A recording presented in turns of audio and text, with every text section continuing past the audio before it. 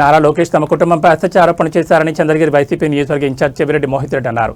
చంద్రగిరి నియోజకవర్గంలో ఎక్కడా భూ కబ్జాలకు అవినీతికి తమ కుటుంబం పాల్పడలేదన్నారు. కాణిపాకంలో సత్యప్రమాణికైనా సేన సిద్ధమన్నారు చెవిరెడ్డి మోహిత్ రెడ్డి.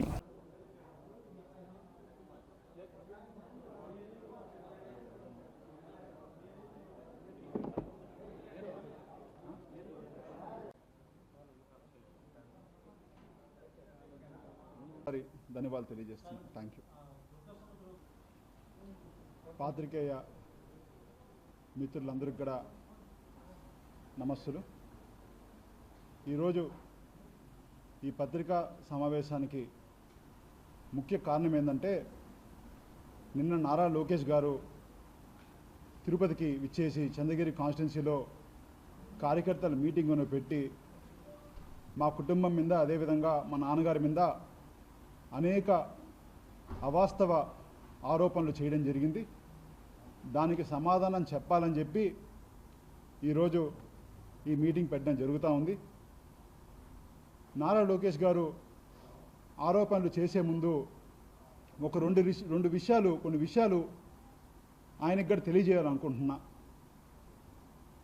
ఇక్కడుండే సీనియర్ పాత్రికేయ మిత్రులు అందరూ కూడా మా నాన్నగారి గురించి తెలుసు. 25 సంవత్సరాల ముందు 2001లో ఆనాడు అతిపెద్ద మండలమైన తిరుపతి రూరల్ జెడ్పీటీసీగా 7,000 ఓట్ల పైగా గెలిచిన మా నాన్నగారిను ఆ రోజు చిత్తూరు డిస్టిక్లో కాంగ్రెస్ పార్టీకి మెజార్టీ ఉంటే మీరు మా నాన్నగారిని పెడదామని చెప్పి మా ఇంటికి ఆనాటి మంత్రులు, ఎవరో పేర్లు చెప్పాల్సిన అవసరం లేదు, ఆ రోజు పెద్దలు మంత్రులు ఆ రోజు మీరు పంపించి డైరెక్ట్గా చంద్రబాబు నాయుడు గారు ఫోన్ ఇచ్చి 2 కోట్ల రూపాయలు ఇస్తాం, మీకు జెడ్పీ వైస్ చైర్మన్ ఇస్తాం, ఫ్యూచర్ మొత్తం నేను చూసుకుంటాను, నేను ఉంటానని చెప్పి ఆ రోజు మీరు ఎన్నో హామీలు ఇస్తే 2 కోట్లు కాదు 20 కోట్లు ఇచ్చినా, మీ పదవి తీసుకొని నాకు ఇచ్చినా కూడా నేను వైఎస్ఆర్ కుటుంబాన్ని, రాజశేఖర రెడ్డి గారి కుటుంబాన్ని మేము వదిలి రామని చెప్పి ఆ రోజు మేము ఆ పార్టీలో రాజశేఖర గారి కుటుంబంలో ఉండడం జరిగింది. అది మా నాన్నగారి నిజాయితీ, మా నాన్నగారి వ్యక్తిత్వం. మీరు ఈనాడు పత్రిక 2001 సెప్టెంబర్లో ఈనాడు పత్రిక, మీ పత్రికలో ఆ రోజు అసెంబ్లీలో డాక్టర్ రాజశేఖర రెడ్డి గారు ఒక రోజంతా కూడా అసెంబ్లీని బాయ్కాట్ చేయడం జరిగింది. ఏ విధంగా ఆ రోజు భాస్కర్ని పిలువ పెడతారని చెప్పి ఆ రోజు గొడవ వేసుకొని బాయ్కాట్ చేయడం జరిగింది. అది మా నాన్నగారి నిజాయితీ, మా నాన్నగారి వ్యక్తిత్వం అని చెప్పి ఇక్కడ మీకు తెలియజేస్తున్నా. అదే కాకుండా ఈరోజు మీ వ్యక్తిత్వం ఒకసారి చూస్తే, కూతుర్ని ఇచ్చిన మామకి మీ నాన్నగారు వెన్నుపోటు పొడిచి ఆ పార్టీని లాక్కుంటే, ఈరోజు మీ కుటుంబం సపోర్టుతో, ఈరోజు మీ తల్లిగారి సపోర్ట్తో మీరు డైరెక్ట్గా ఆ పార్టీలో మీ నాన్నగారి పదవిని, ఆ పార్టీని లాక్కోవాలని చెప్పి తహతలాడుతున్నారని చెప్పి ఈరోజు మీకు ఇక్కడ తెలియజేస్తున్నా. మీకు ఒక సెక్రటరీగా కూడా పార్టీలో అర్హత లేని మీరు ఈరోజు వర్కింగ్ ప్రెసిడెంట్గా మీరు ఎన్నికయ్యారంటే అది ఎన్టీఆర్ మహానుభావుడు ఆ రోజు పెట్టిన ఎన్టీఆర్ పార్టీకి కూడా ఒక మచ్చని చెప్పి కూడా ఈరోజు ఇక్కడ మీ అందరి ద్వారా తెలియజేస్తున్నాను. ఎందుకంటే మిమ్మల్ని మీ పార్టీ వాళ్ళు, సీనియర్ లీడర్లు కూడా ఎవరు కూడా నమ్మడం లేదు. అందరూ కూడా మీ మీద ఇంకా మీకున్న గర్వానికి, మీకున్న తలపొగురికి వాళ్ళందరూ కూడా ఈరోజు కూడా మిమ్మల్ని చూస్తే ఒక లీడర్గా మిమ్మల్ని చూడడం లేదని కూడా ఇక్కడ మీకు తెలియజేస్తున్నా. అదేవిధంగా మీరు ఇంకొక మాట చెప్పడం జరిగింది, అవినీతి పరులం అని చెప్పి. ఈరోజు తెలియజేస్తున్న మా తాతగారు మన్రెడ్డి గారు ఆ రోజు స్టూడెంట్ ప్రెసిడెంట్ కూడా మీ నాన్నగారికి కూడా తెలుసు.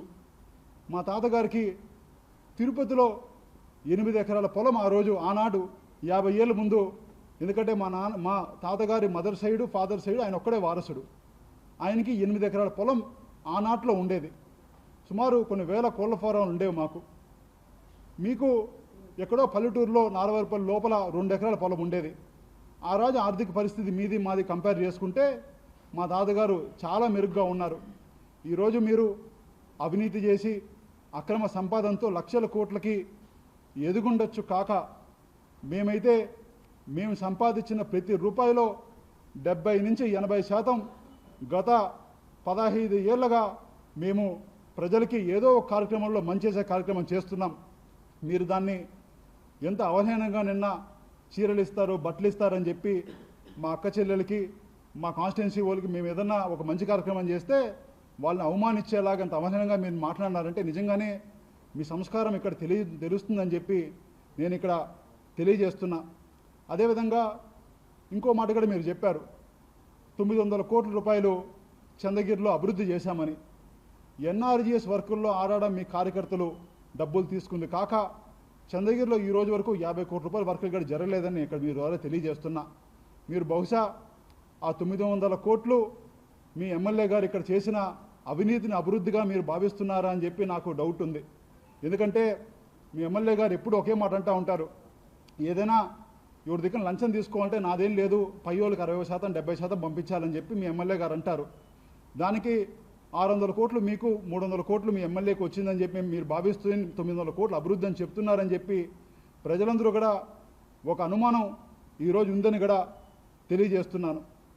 అదేవిధంగా మీరు ఇంకొక మాట చెప్పారు, భగవంతుడు వస్త్రాలు, లడ్లు ఎవరో అమ్ముకుంటున్నారు, అదేవిధంగా ఈ విధంగా తప్పులు చేస్తున్నారని చెప్పి మీరు చెప్పడం జరిగింది నిన్న.